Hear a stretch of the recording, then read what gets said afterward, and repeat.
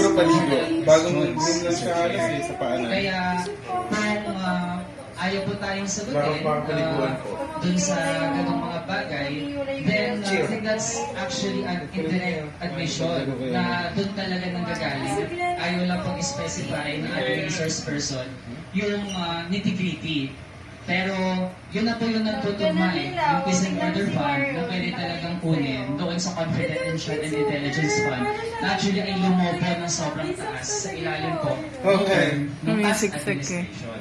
So actually po, we gave our resource person a chance to answer pero nag-deviate po mula dun sa paano talaga sana sagutin ng diretso kasi simple lang naman po yung tanong kung doon pa kinukuha.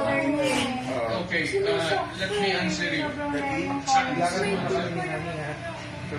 You are asking as if you from Kuwa. Hindi ka naman kuha. Hindi ka nasagutin ng tama kasi wala rin akong alam. Kuha, kailangan mo ng report so you have to bring the papers. You're asking questions that are pertaining to Kuwa. Ano na, makulit na. Nandiyan na ba? Kuwa. Ah. May